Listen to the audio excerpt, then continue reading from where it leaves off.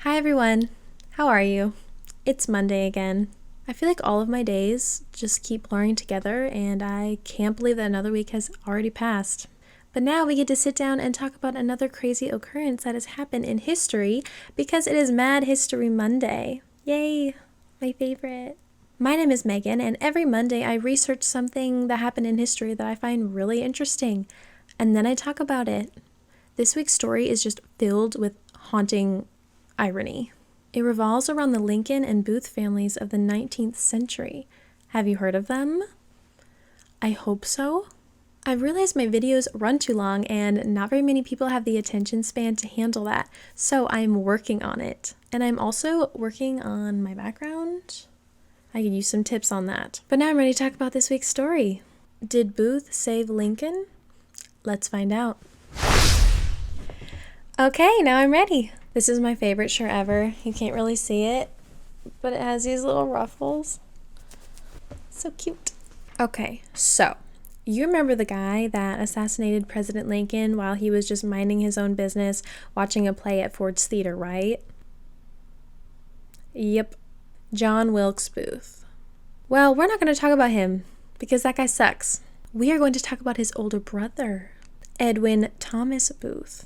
Edwin Booth was born on November 13th, 1833 in Bel Air, Maryland. He was an actor like his brother John, an even more successful actor than his brother John. Edwin was pretty famous and popular in the 19th century, and he toured the United States and Europe performing in Shakespearean plays. He is most well known for his role as Hamlet. Sometime in 1864, the exact date is unknown, Edwin Booth was at the train station in Jersey City, New Jersey, on his way to Richmond, Virginia with his friend John T. Ford, who was the owner of Ford's Theater in D.C. While waiting to board the train, there was a crowd of passengers purchasing their sleeping car tickets from the conductor, who was standing on the platform in front of one of the cars. Because of the crowd, people were being pushed around slightly. There was one man that was pressed up against the train waiting to purchase his ticket, which is obviously dangerous because there is a gap between the platform and the train. So as they were standing there, the train began to move. And because of this movement of the train, the man lost his balance and began to fall feet forward into that little space between the platform and the train. Edwin, who had been next to this man, quickly grabbed him by the collar and pulled him up back onto the platform where he was safe. This man was obviously shaken up, but he recognized his savior and called him by name, Edwin Booth. The man recognized Edwin, presumably because he had probably seen him perform on stage before. However, Edwin did not recognize the man that he had saved, and he just continued to live his life after this. Side note, this terrifies me. I have seen way too many movies where somebody falls in front of a train and has to be rescued at the last second, like in the movie A Series of Unfortunate Events, when the guy locked all the kids in the car and then parked the car on the train track. That still haunts me to this day. I don't know how that was a kid's movie, but... So months after the incident in 1865, Edwin ended up receiving a letter from his friend Colonel Adam Badeau, who was an officer on Grant's staff. Grant being the commander of the Union Army during the Civil War. Anyway, the man that Edwin had saved told the story of his rescue to Colonel Badeau because they too knew each other. And this is when Edwin found out who he had saved at the train station in Jersey City months prior. The man's name was Robert Todd Lincoln. Robert Lincoln was President Abraham Lincoln's only son and his only child out of 4 to live to adulthood. So the brother of John Wilkes Booth, who assassinated President Lincoln, saved President Lincoln's son from injury or possibly even death.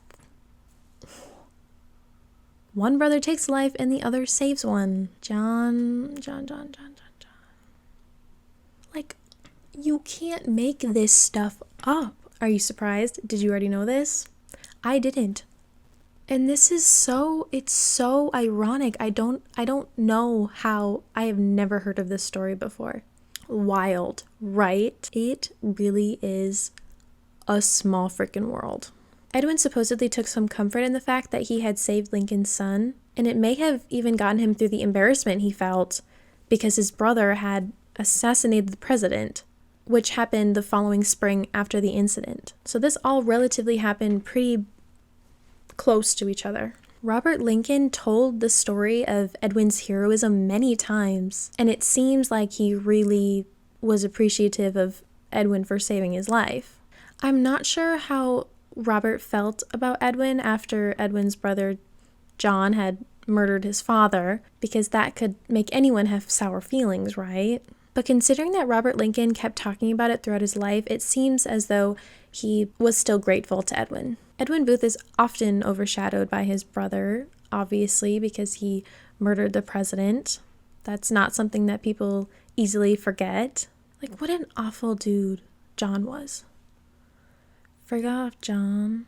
Edwin was a Unionist who supported Lincoln, and John was a cessationist, extreme cessationist. This in itself created tension between the brothers, and when John shot Lincoln, Edwin was shocked and mortified, which you can understand. Quote, "It was as if I was struck on the forehead by a hammer," end quote. I get it, Edwin. That must have sucked for you. And everybody else involved, obviously.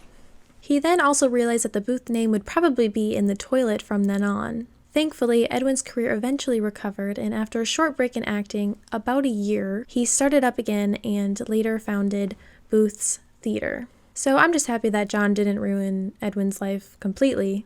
Talk about family drama.